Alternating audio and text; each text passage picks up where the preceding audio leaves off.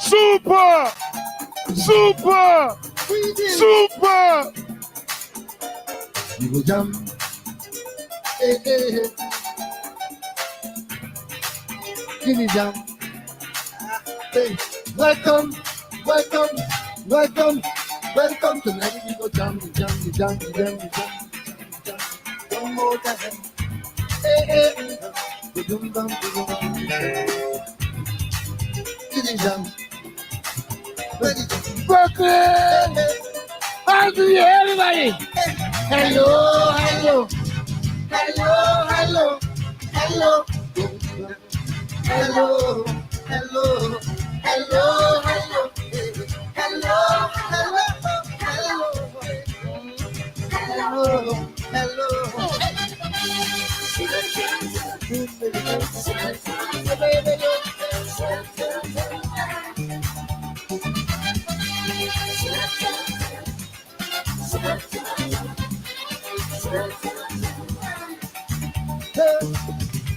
Meeting people is so wonderful.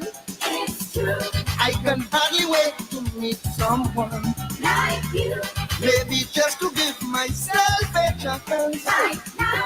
Helping people loving next to me. Hello, hello, hey. Hello, hello, hello. Hello, hello, hello, hello, hey. Hello, hello. Hello, hello, hello, hello, hello, hello.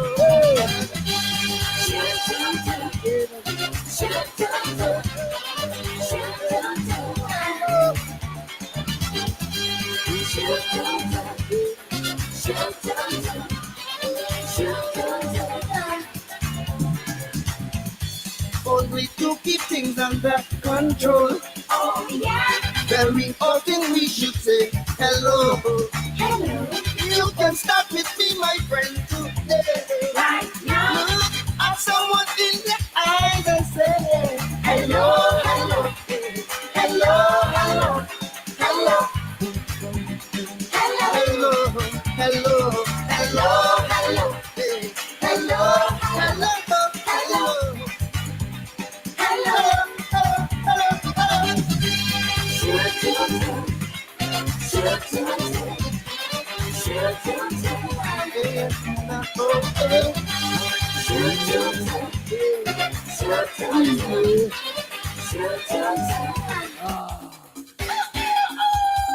Where was some? Hey. Chop, chop, chop, chop. Where yeah, where we go? Chop, chop.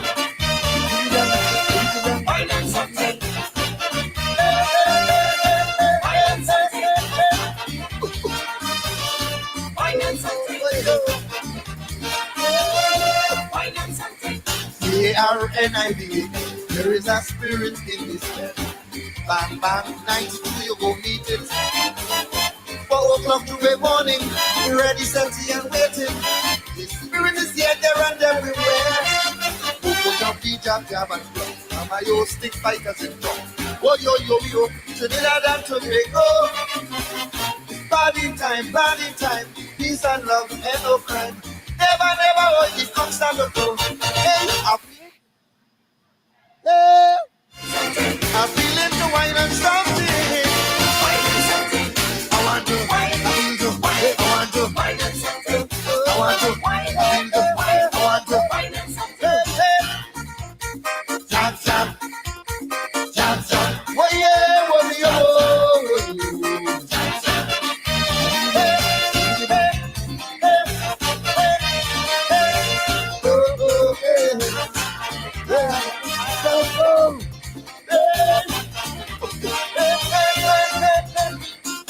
Remy family radio musical fire. Bang bang, jump around and enjoy it. Steel and brass with calypso, in the ring like a shango. My spirit and power don't interfere. Boom small, medium and large. Ay ay ay, Miss Caronage. Rearrange, y'all are coming without small change. It's dollar wine, big money on my mind. To hell with the clock, I don't hear the clock. Hey, Oh, Ross Sanchez, Chinese Records, big style. Friend, listen to a prayer meeting of this people preaching with a leader in front of people shaking. So I tell my partner, why then we get closer? Because I tell myself I'm hearing soca. There is something to be spiritual. To me it was more like Bacana. Oh no, yeah, what they dancing. Some girls bring out the time. If you see Baptist woman fine, oh Lord singing, whoa, whoa, whoa, like soca Baptist, like soca Baptist, like soca Baptist, whoa, whoa, whoa, like soca Baptist, like soca Baptist, whoa. get some food. Check now. Make sure you go. Make sure you.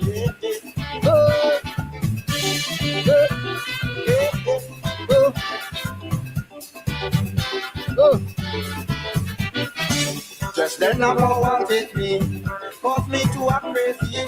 So they embrace my arms and start to spin me. But I created problem, I start to fight with them. So the spirit in me, they have no mercy. When they see I really give me trouble, the preacher laid hands on his Bible. Oh Lord, yeah, what chapter 2 page 1. Someone 66, which was over and Baptist mix. Oh Lord, singing, whoa, whoa, whoa, like soca Baptist, like soca Baptist, like soca Baptist. Whoa, whoa, like soca Baptist, like soca Baptist. Whoa.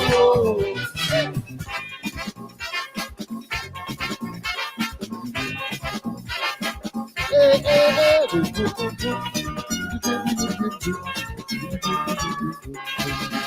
Hey, hey. Get the wave. Get, check. Stop it. Why jumping up in a van? I end up in confusion. Boom. The van was a green color. I don't know it better. I am sure it is so the thing really happened. Because my head was so bad. But Rebecca was away all. The shirt button hold on. And she started to whine like she mad. For the day, falling down. And the ground, jumping up. Stop. But she was dancing around in a circle. Hold on. Rebecca drink meeting. Rebecca smoke meeting. Rebecca still meeting. Rebecca high man. She was dancing around in a circle. Get something in the wave. High. Willow, Lava Bumbeyo, Willow, get something and wave, boom bam. get something and wave, Willow, get something and wave, everybody. get something and wave. Say, whoa yo, Wee, wee. Oh, yeah, take the wave. Put up your umbrella. I want to see umbrella moving left to right. Umbrellas, left to right. Left. Shelter someone. Hey, put up them umbrella. I want it, all them umbrella bouncing. DJ! Willow, Lava Bumbeyo, Hey, umbrella. get something and wave, get something and wave, get something and wave, Charlie! get something and wave. Say, whoa yo, whoa yo, whoa yo, get something and wave, boom bam, get something and wave, boom bam, get something and wave, this carnival, the bacchanal, tell them, no cookie, for the mural, ringing a bell, no cookie. Mr. Police Commissioner, the action stand from Panorama. Too long inside, I want the way in a bag. I ain't killing break no law. What you time it for? Trinidad and Tobago.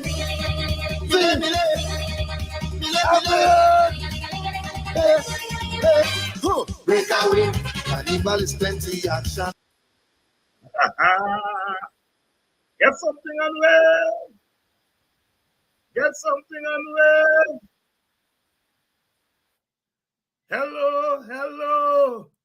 Hello, hello. Good evening and welcome to Politics 101 Super Blue. Super Blue. The Road March. The Road March King. I know you all young people know about Marshall, but the original is always Lord Kitchener, Mr. Road March, Mr. Road March. And then when Kitchener faded from the scene, Super Blue. My generation know him as Blue Boy. Blue Boy. And then he became Super Blue. Austin Lyons, one of the greats of our God's gift to us, calypso music, soca. Soca is the soul of calypso. The soul of calypso. Invented by Ras Shorty in the mid 1970s.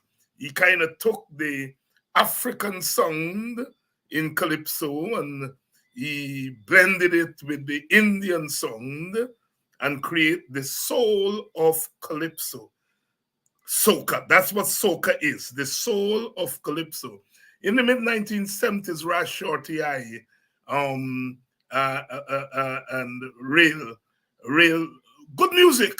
People make a differentiation between calypso and soca. Well, it's basically the beat, fast beat and so on. And I guess soca is more party and jump up and cha-la-la-la-la, get something on wave. But Blue Boy, Super Blue always had a message, whether it was Ethel, Rebecca, hello, and of course Soca Baptist, which was quite controversial in its time. But Super Blue come from down south in Trinidad, and that's Baptist country, and that is why you get the Baptist sound, in the music. Good evening to all of you where you're joining us from. Welcome to our Tuesday night edition of Politics 101. I see all of you are out and ready to roll. We have friends tonight. Sister Audreyanna Thomas is going to be here with us. Some of you will remember her in the first 2 years of the show, 3 years, and then she took a break, and she's back, and we're going to be talking with her tonight, and on a range of issues, issues. So welcome wherever you're joining us from. You're joining us from the Caribbean. I know some of you are still cleaning up from Hurricane Beryl. And those of you who are joining us from England, from the United Kingdom, Great Britain, whatever you call iteration. England is England, Great Britain is Great Britain, and then you have the United Kingdom. And of course, they had their elections there recently. New prime minister, new party in after 14 years. The Labour Party is back, quite a thing there. And then over in France, I know some of you join us from France. They have a hung parliament there. They had their parliamentary elections recently. No party got a majority, and they didn't run so much as parties. It's a good lesson for us in Guyana. What they had were 3 blocks. You had the left wing block, made up of the Socialist Party, the Communist Party, the Green Party. Left wing mean the people who are the progressive wing, working class kind of, rhetoric, policies. And then you have the centrists. Those are the people who are there in the middle. In my time, they used to talk about left of center and right of center. Don't talk about that now. And then you have the right wing. The people who are into the anti-immigration, the kind of Trump type. and so on. And they were the third bloc. Well, the leftist bloc got the most seats, and then the centrist bloc got the second most seats, and then you had the right-wing bloc. They had the third most seats. Nobody got a majority. So there is going to be a hung parliament. But like Guyana, they have a mixed system.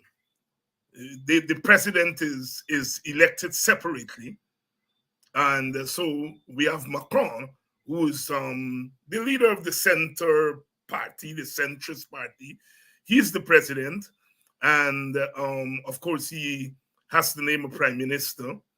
And the prime minister will come from one of the three blocs. But his group of parties, the centrists, they brought second. So what you will have to have is some kind of coalition government, some kind of coalition government.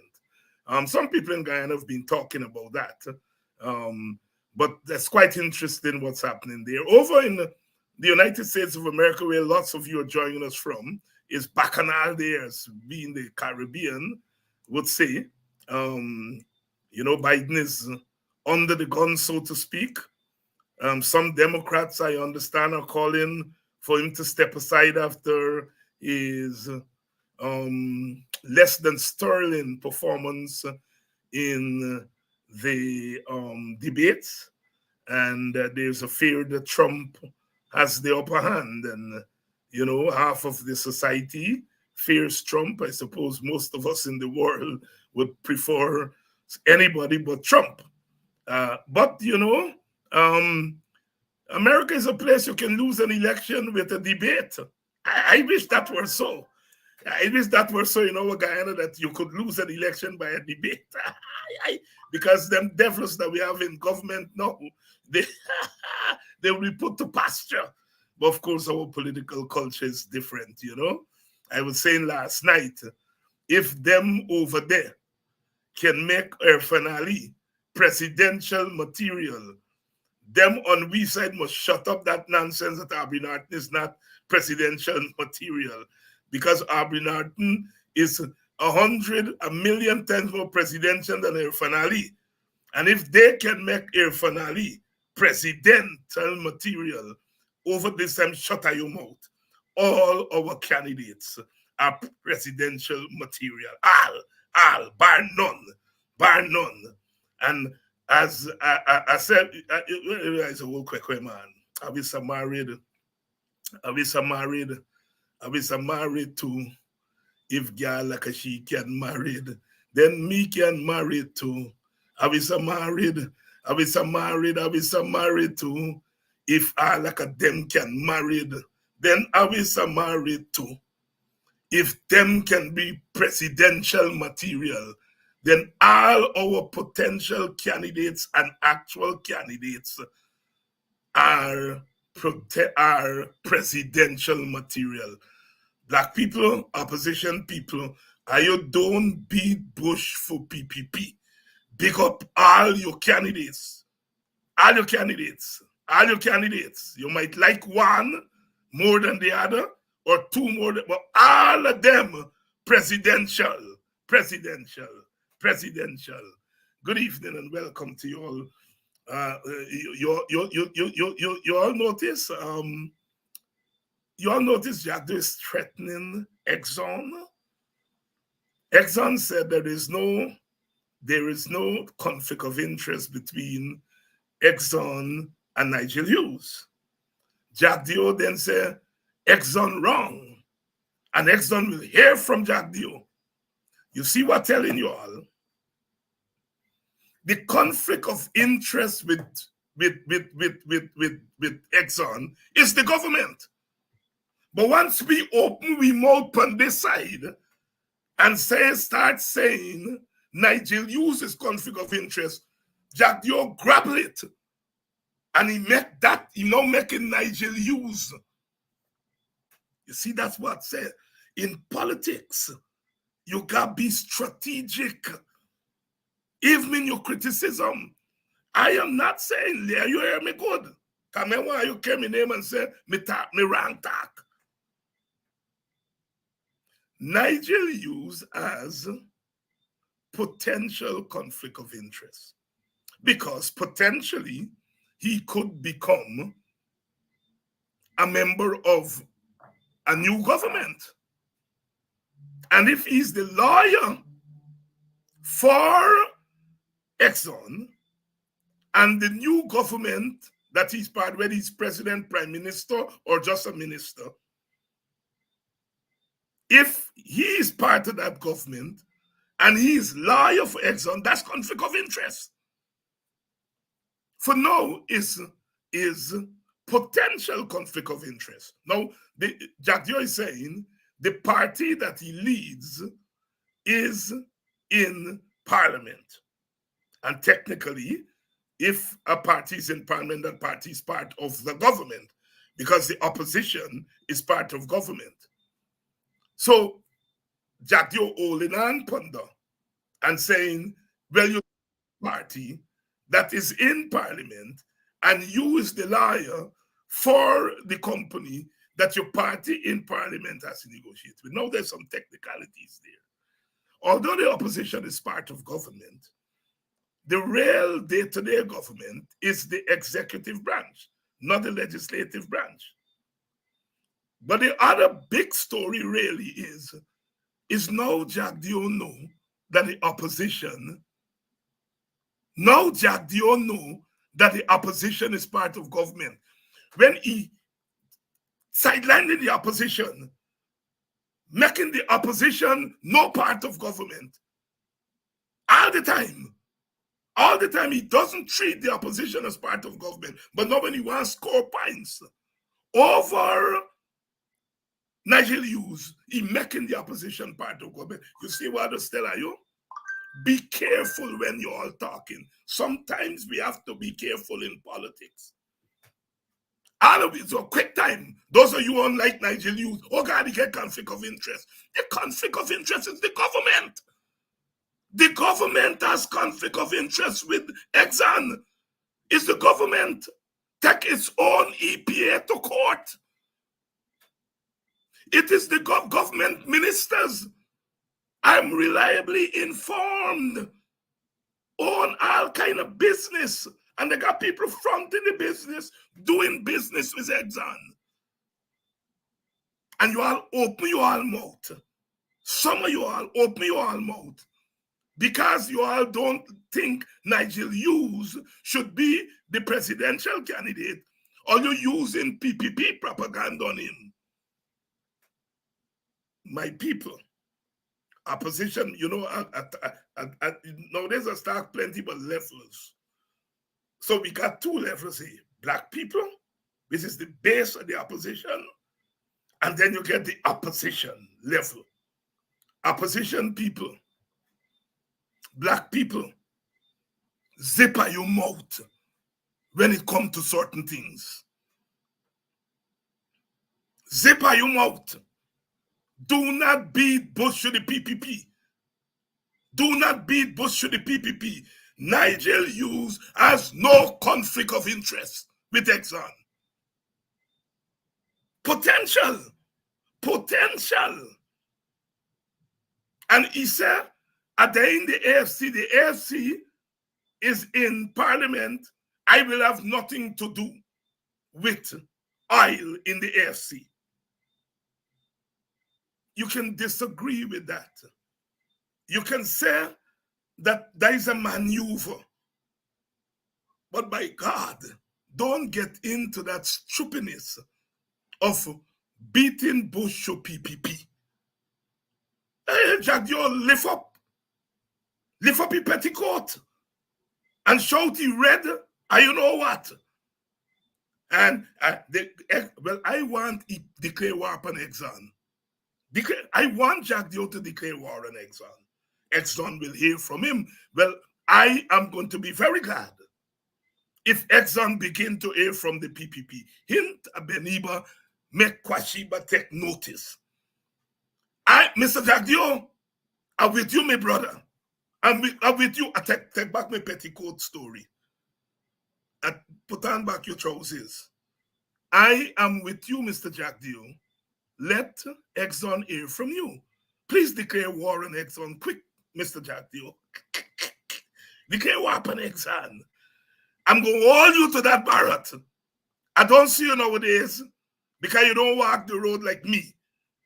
So I don't see you. But when I see you, if you really declare war on Exxon, I'm going to shake your hand. I shake your hand. I'm going to shake your hand. I will go against the Norton Code and shake your hand if you really declare war on Exxon. Good evening to you all and welcome to Politics 101. As I say on this program, we're not breaking ranks.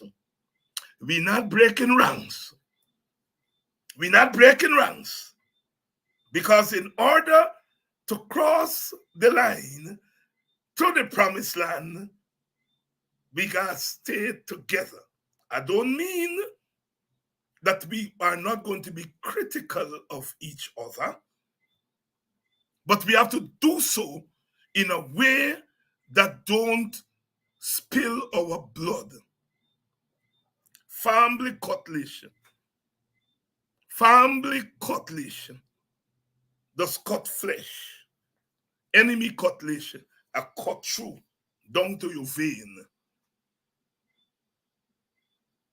Family cutlass, meaning family does quarrel, but the quarrel get limit. So no cussing out. That thing that perform before the PNC Congress, do not repeat it.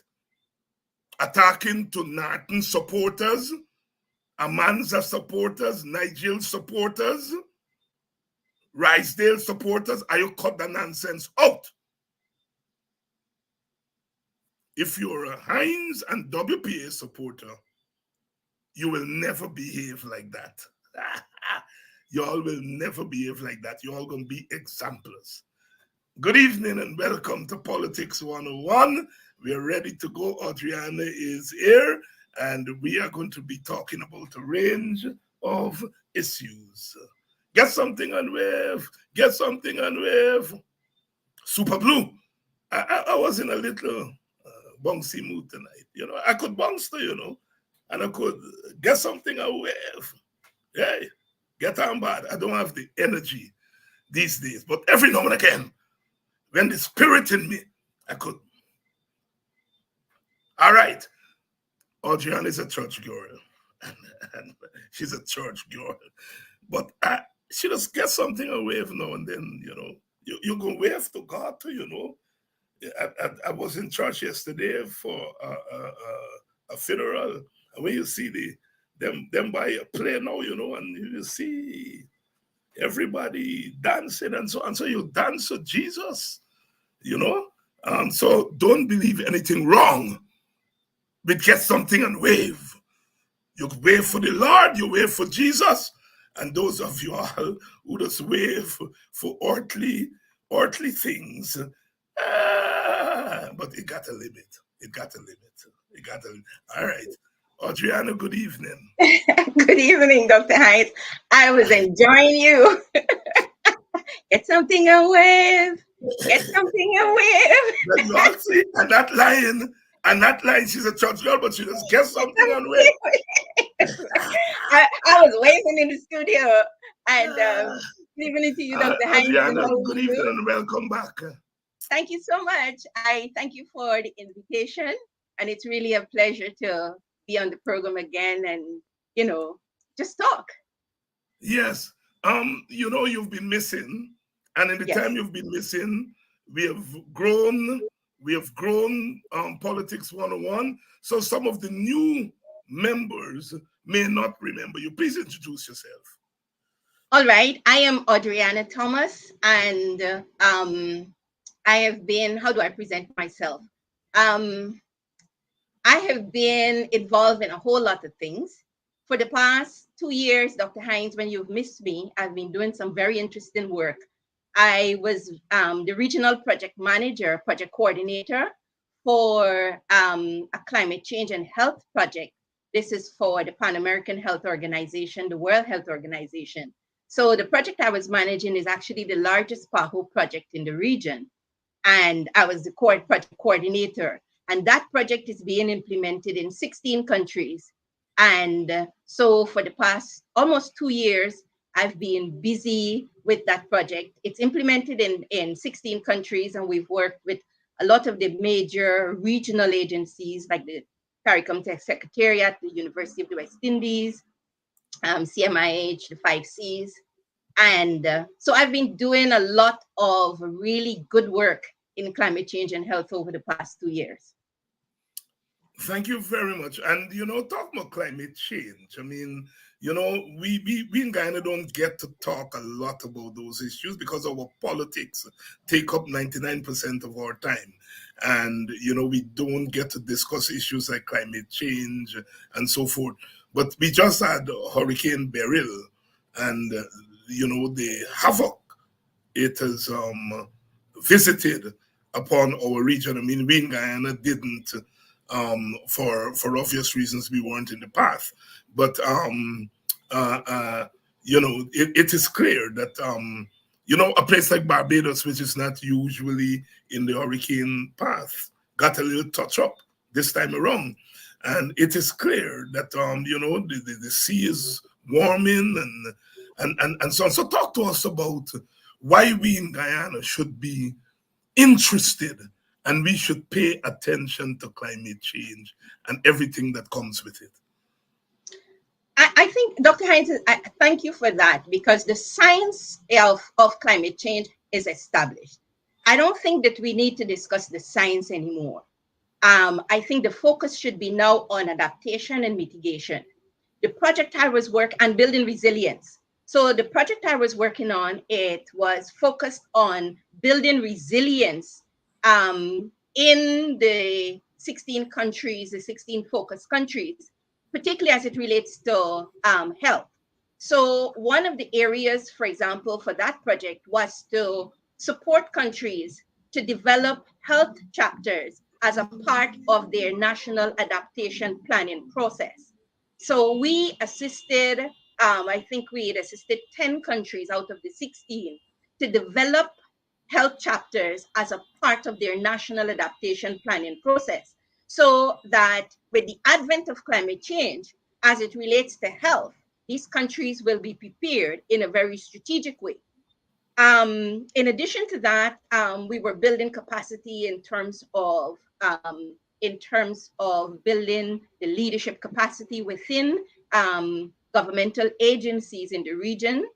And we were also focusing on co-benefits as it relates to air quality, examining and improving air quality in the region, and a number of other areas. So we, in addition to that, we're working also with youth and sort of creating that orientation among young people of their roles and responsibilities in adaptation and mitigation as it relates to climate change. In our context, it was climate change and health.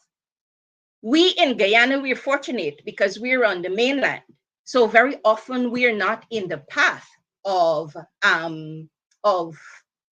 let's say, for example, hurricanes. But nevertheless, we still face, for example, flooding. Flooding is another agent of disaster. And with the warming in the oceans, for example, with sea level rise, Guyana is right at the we're right at the Atlantic Ocean, and so we could be exposed.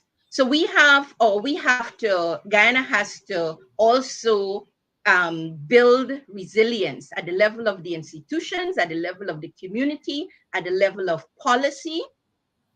And so that was partly the focus of, well, not only of the project, but that climate change has to be integrated, mainstreamed into our development planning. As a matter of fact, into our development planning, sustainable development planning, into our sustainable business planning. We now need not only talk about business, but sustainable business. And how do we integrate climate change considerations, adaptation and mitigation considerations into our sustainable business models, strategies, planning, etc.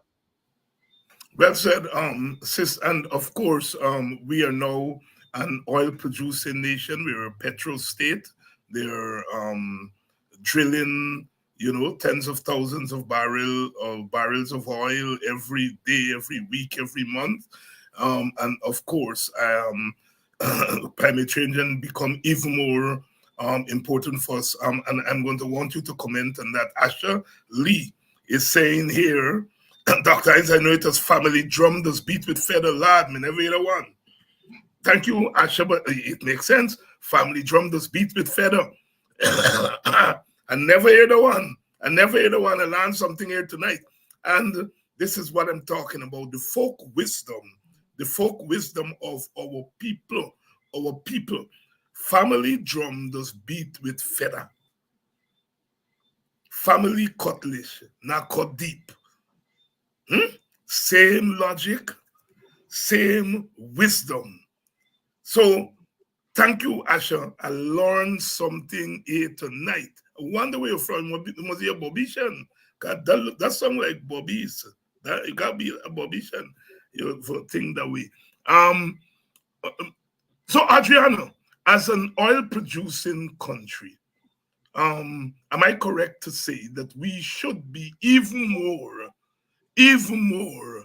cognizant, even more attentive to the logic and the trajectory of climate change? Absolutely, Dr. Hines. But I think that it would require the will. I think what Guyana lacks is the will.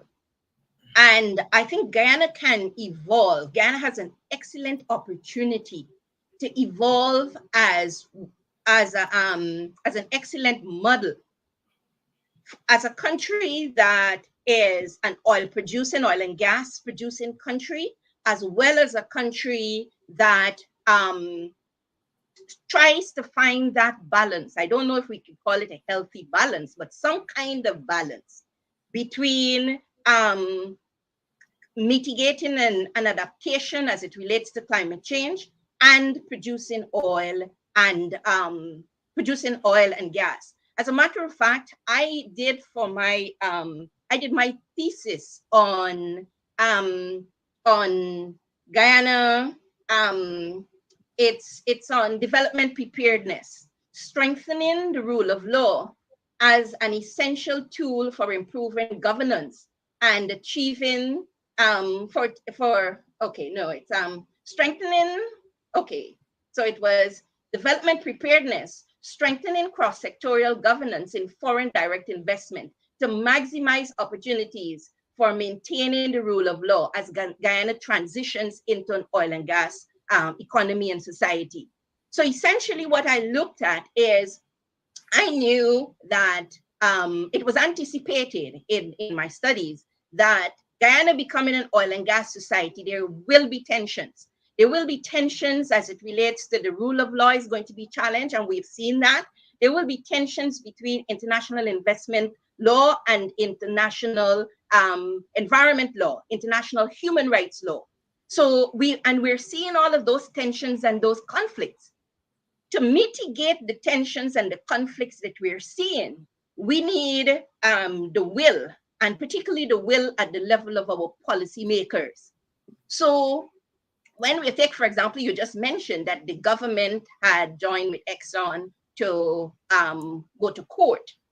What we see from my perspective, having studied international investment law, and how do we maintain the rule of law as Guyana evolves into this oil and gas society, that was a beginning of the tensions that we're seeing and the conflicts in the society, and a government that perhaps don't know how to deal with these new dynamics. So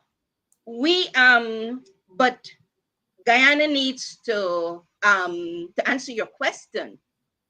Guyana can be an excellent model, but we need to make some serious adjustments as it relates to the way, I would even be frank to say, government approach the whole oil and gas industry in Guyana.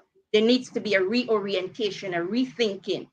And I'll make this point. Sun Tzu's in his book, The Art of War, he said that the strength of the weak against the strong is his integrity. Exxon is strong.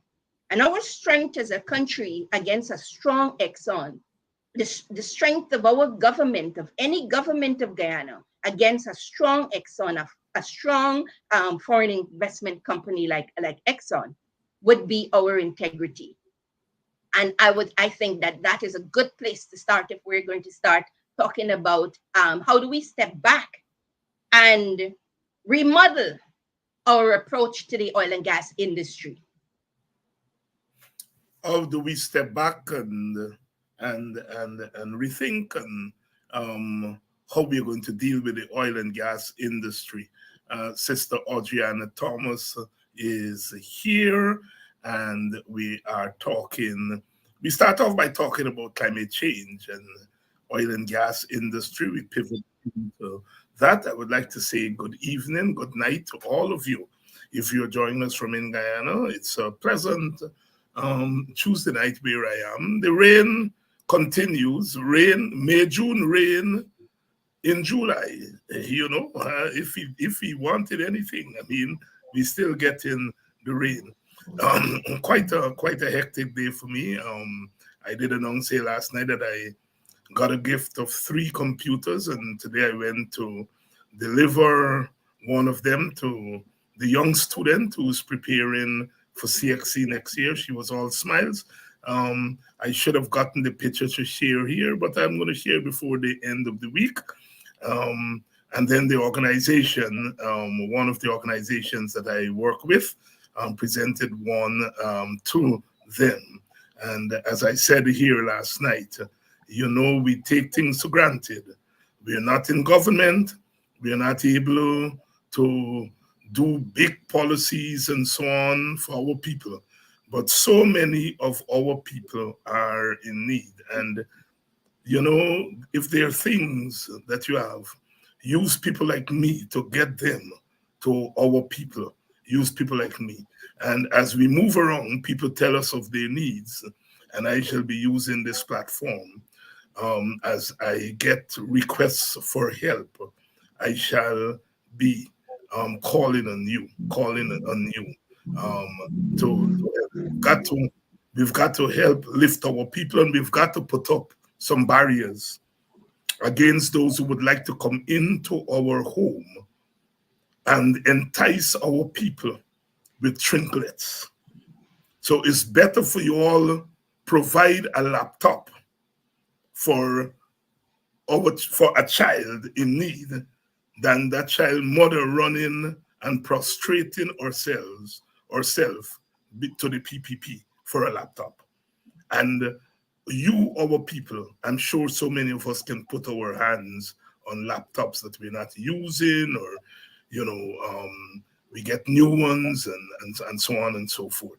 It's a way of putting up the barriers and not risking our people having to go and prostrate themselves before these people. Thank you all very much, all those who continue to help. Thank you all very much. Audreyanna, before you took the time off to do some professional work, you made it very clear that you were going to contest the upcoming elections. Is that still the case? Yes, Dr. Hines, I'm still running for president, and I must say that I see Nigel has entered into the race, and I think that is admirable. It's also it's a great thing, and I also see that the PNC, they've had their Congress, and they are saying that the presidential candidate must come from the PNC. So I'm watching very closely at how that is emerging in the society. But what I would like to say is that I have some views which I'd like to share. For example, I've noticed that the AFC had said that they are keen on a consensus presidential candidate. And then I saw the PNC rebutted by saying that the presidential candidate must come from the PNC. And I'll put my institutional cap on. From an institutional perspective, I think that the PNC, I agree with the PNC's position that the presidential candidate should come from the PNC if they're going to form a coalition, and the PNC is the larger organization in that coalition. As a matter of fact, I was surprised the AFC started out by um, indicating that they wanted to have they're focusing on a consensus presidential candidate. But I'll tell you what, I think the PNC has to look at the AFC now as two entities. There is the AFC and there is Nigel Hughes. Nigel Hughes is an entity by himself. So I think in terms of the PNC giving consideration to forming a coalition, I think they have to form a coalition to go into this elections. We're going to get to that. But in giving considerations to a coalition, the PNC has to look at the AFC and Nigel Hughes as two entities. And I'll tell you what, I actually studied partnership building, the science and art of partnering. And so let me put my partnership building cap on here. There are two elements to building a partnership. There is the individual goal and the collective goal. Nigel is an entity. I see Nigel as negotiating. I see the AFC, they're negotiating here. Nigel has the individual goals. People say, oh, we have a partnership, we have a team, and so the individual goal is not important.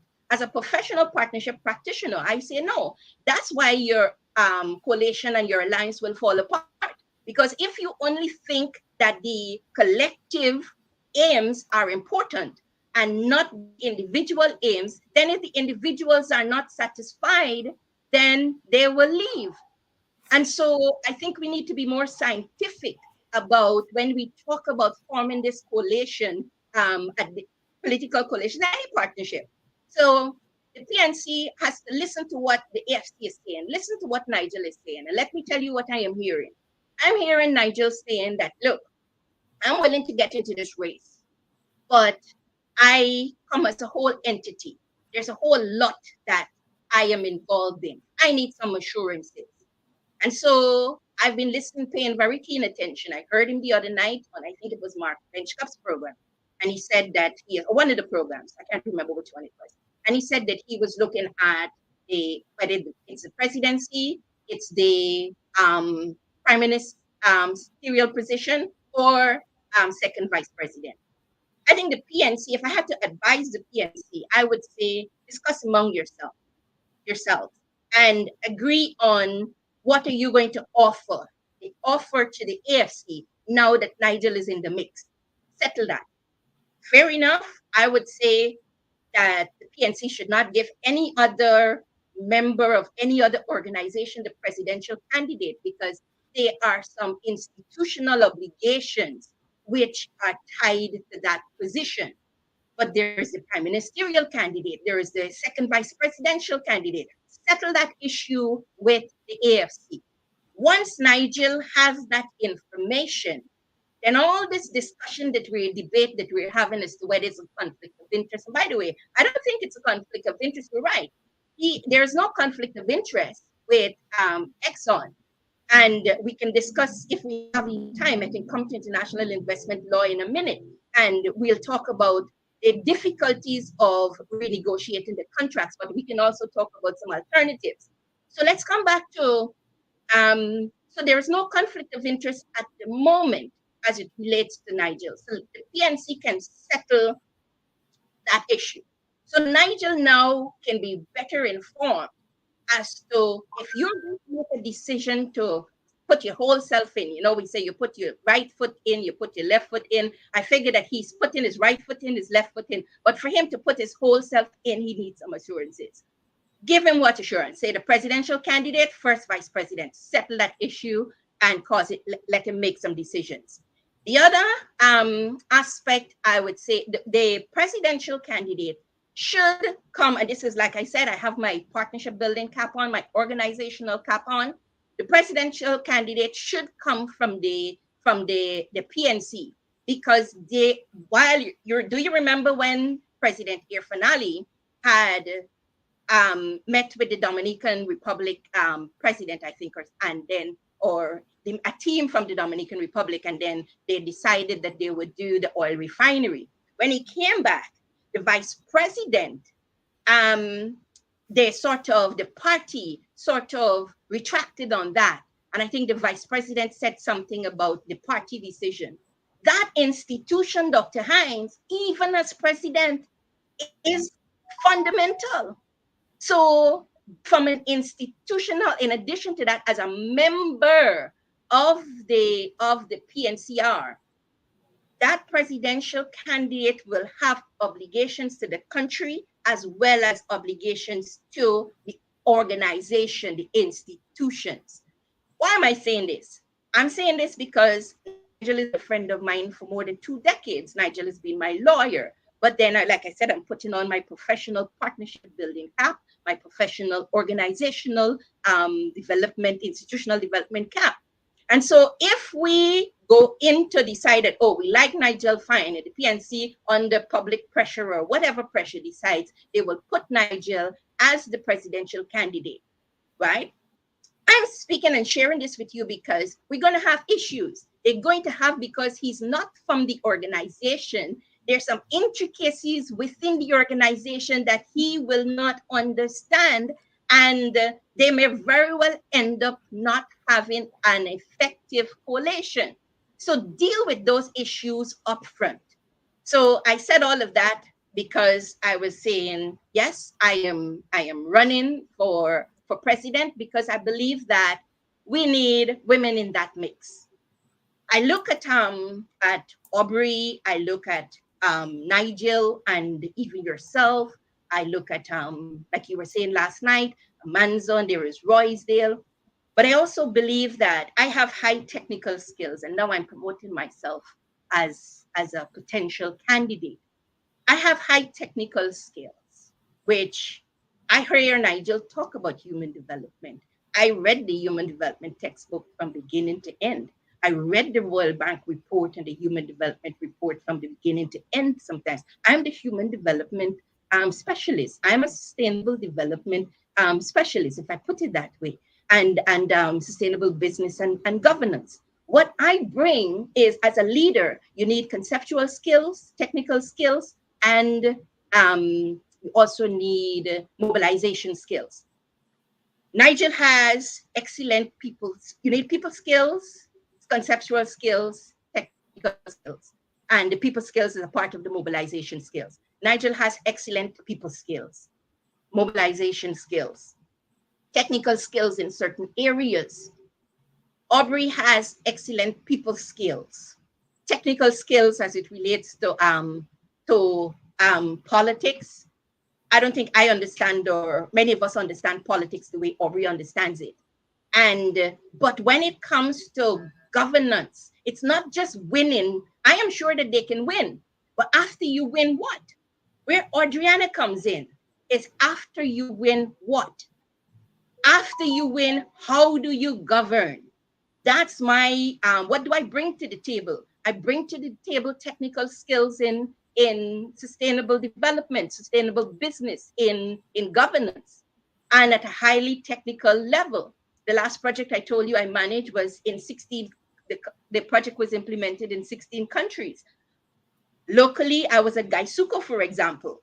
When I was at Gaisuko, the chief executive said to me, he said, Audreyanna, we will normally get very good people who are agriculturalists, human resources people, finance people, accountants, chemists, etc. But we do not normally get somebody who is very good in your field. This is the social sciences, if you can call it that, because they would normally go to an international organization. we prevented Gaisuko and even Guyana from perhaps going into a civil war, because here it is, Gaisuko was laying off more than 4,000 people, most of whom were seen as the PPP constituency. So how did Guyana not necessarily descended as a result of that act that the APNU and the AFC did in terms of closing 4 estates? I remember one of the chief executives saying to me, Audreyanna, go outside and find out why this place is so quiet. We couldn't have done what we did, and this place is so quiet. And I remember saying to him that you underestimate the impact of the shock counteraction and shock absorption program that we developed. That was the Sustainable and Resilient Communities program. So I'm saying I come with a track record. Yes, I say yes to Nigel, yes to Aubrey, yes to David Hines, yes to the others, but I'm also saying yes to Audreyanna. I can make a contribution. She can make a contribution. Audreyanna Thomas here tonight, um, bringing us to a consciousness that we are short on women on the front lines. Well, not women on the front lines. Women are always, they're more on the front lines than men, as far as I'm concerned. But when we begin to talk about leadership, our society has still not gotten to that point where, in a reflexive way, we turn to women. You know, we eventually get there, but our reflexes immediately go to men. And I'm very glad that Audreyanna is here as a woman. They always say, you know, man get ambition, you know, and I'm talking about ambition here in the positive sense. It's good when people can say, look, I think I have something to offer, and I'm putting myself forward. Asha, yes, you're a Bostonian. I know everything. You talk Asha Lee. Malcolm Paris' grandmother is Miss Lee. As a small boy, I grew up on Miss Lee, Marby at the line side, they were Barn and Grow. And Slick used to drive car. Slick was a front side man. So yes, you're right. You drink company water. So feather, family feather, family drum. A feather does beat family drum. So look, that come from my village boxing, and I didn't know it. Right. Thank you, Asha, for bringing me up to speed. Audreyanna, you touched on the issue of conflict of interest in Nigeria. I want you to elaborate on that point that you said, that Nigeria does not have a conflict of interest. Elaborate on it, please. Okay, but there are 2 points here. One, Ghana has 750,000 people. It's not like India with 1.6 billion people. So there's a wide range in India in terms of a wide range of a pool of, whether it be legal forms or professionals that you can tap into who are not related. In Guyana, everybody is related to somebody. And I'm speaking that in the loose context, of course. So we are, so that's one thing. The other aspect, so you will always find somebody who perhaps knows somebody or is related to somebody, whether it be by marriage or through the blood or otherwise.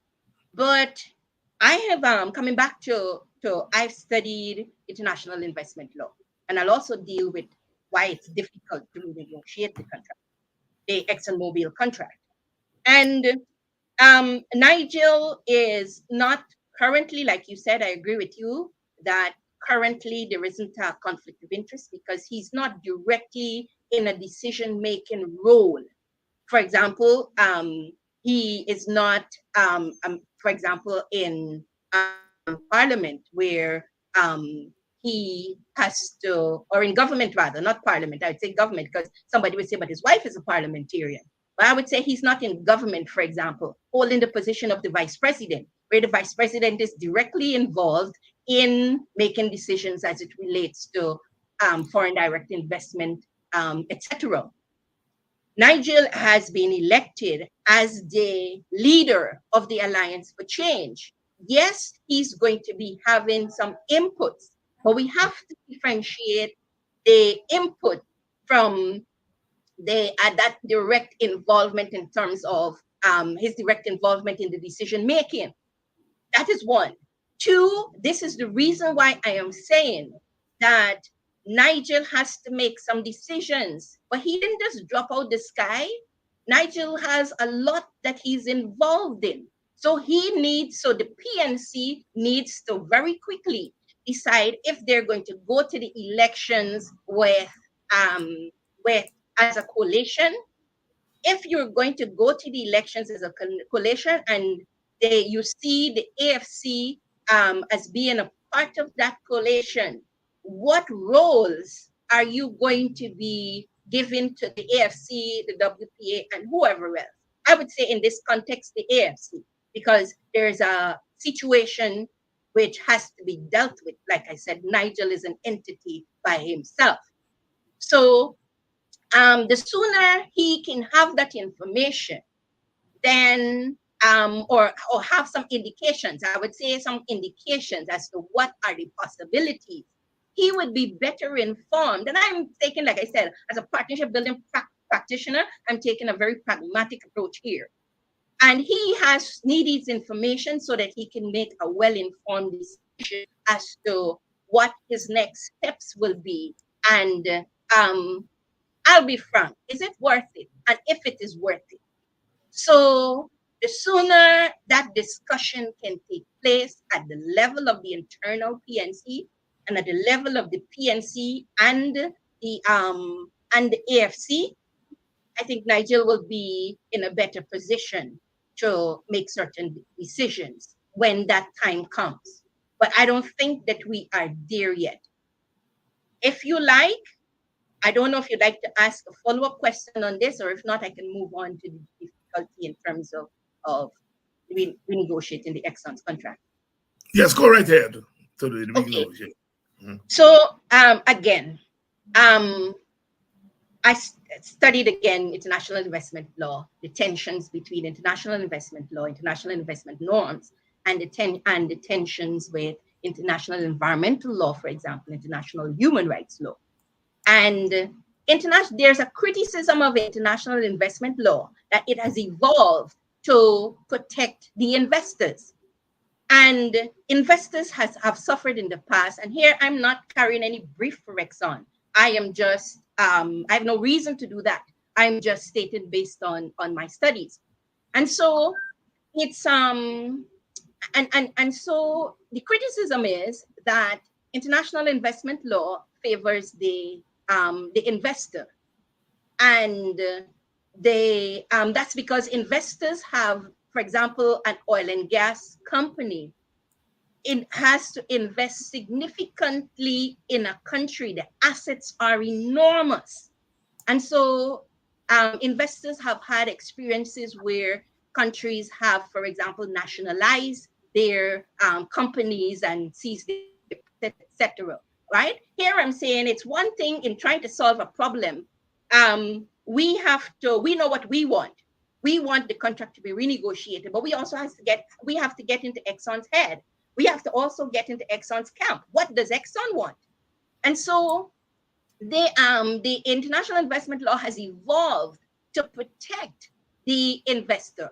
As a matter of fact, there is some thinking that international human rights law, for example, and international environment law sometimes are seen as subordinate to international investment law.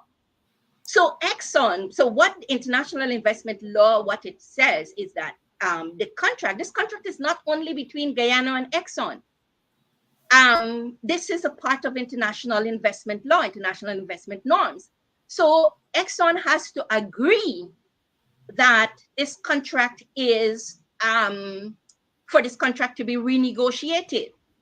I think in Guyana, and I think instead of lining up perhaps by Exxon's door or gate and protesting for them to renegotiate the contract, we should line up by the office of the president for them to create an environment so that it puts Guyana in a stronger position to renegotiate.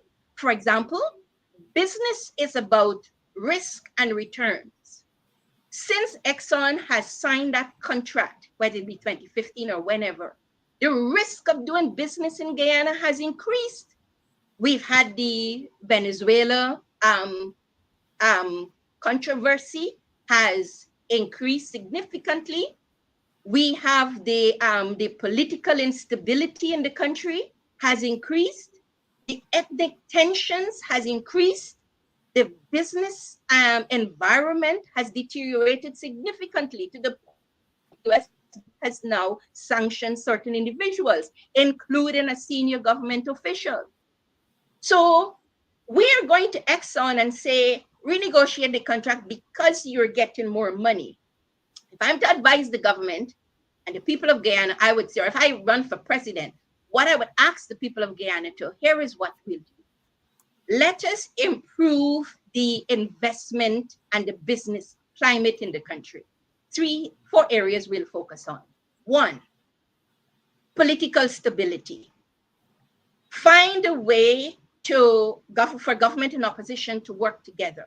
This government has absolutely no reason for nurturing the kind of political, the adversarial political climate that we have. Why them appointing opposition members to boards? I see no reason for them not to do that, right? So 1, let us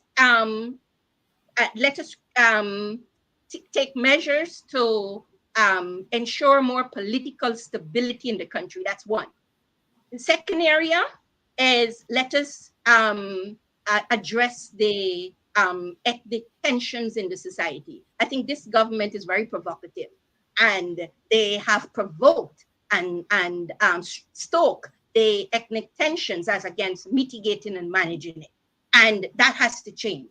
The third area I would say let us work on as a Guyanese people would be to government and Guyanese people to create a business environment that is conducive for doing business. Not an environment where a foreign government has to sanction operatives, business operatives and government operatives in the environment. And the fourth thing, this one is a little more difficult. The Venezuela controversy is going to be a threat for a long time, but I still think, so I would put that one on hold while we deal with that in a different way, because that also has security implications. So, but as a people, we can focus on those 3 areas. And I would say to Exxon, we're going to come back to you in 2 years. And we're coming back to you with a strengthened negotiating position where we will say, okay, after 2 years, we focus on reducing the tensions in the political environment in the country. We have more political stability.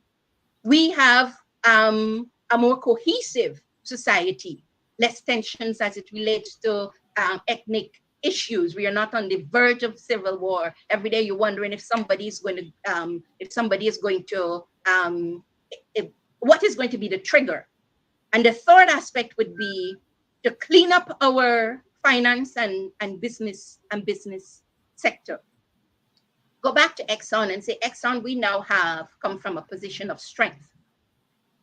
And Exxon, you see, the other thing is, here I'm getting into Exxon's head and what is happening, what is being discussed in Exxon's camp.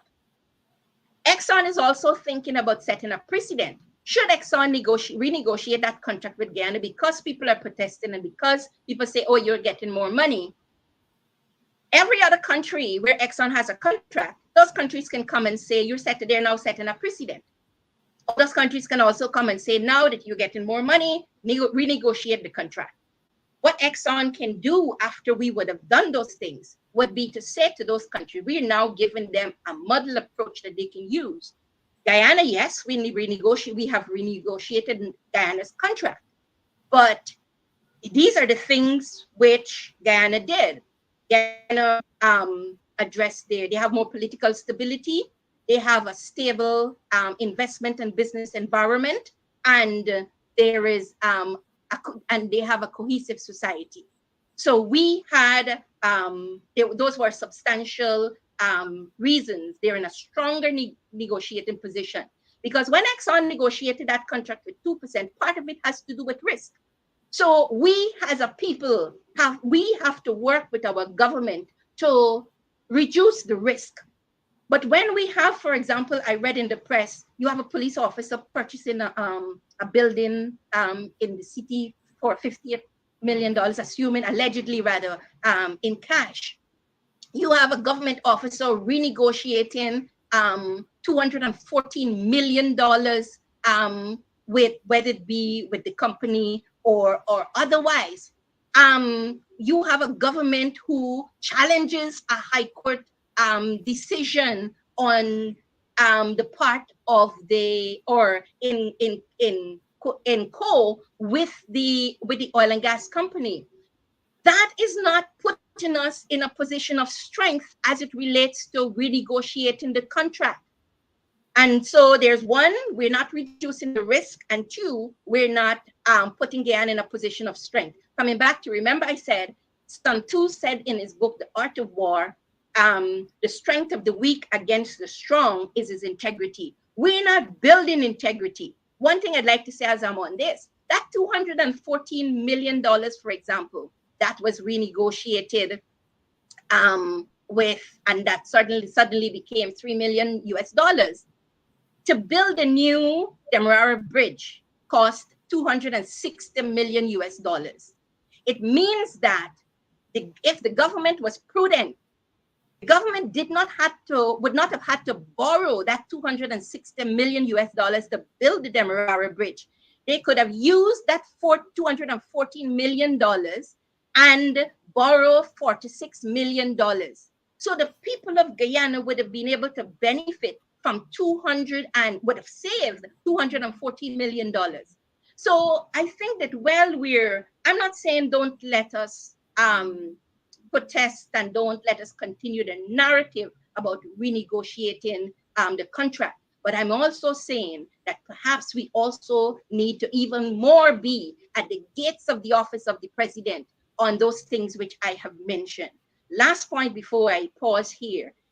Negotiating and what these contracts, it is extremely difficult to renegotiate these contracts. The government knows it. I read an article in the Kaicher News just today, I think it was, and I never thought that I would have been able to say at this point that I agree with the vice president but I must say that I agree with the vice president that it's difficult to renegotiate the contract. Mind you, I disagree with him on a million and one other things. But so I'd just like to say that perhaps for me as president, I will say to the Guyanese people, let us focus on those areas that I've mentioned there and go back to Exxon in 2 years with a strengthened negotiating position, and then again, continue this discussion on renegotiating the contract. Sister Audreyanna Thomas here tonight, laying down some challenges to us as a people, as institutions, to try to strengthen our position so that we can, when we go to negotiate the contract with Exxon, we will be doing so from a position of strength, from a position of unity,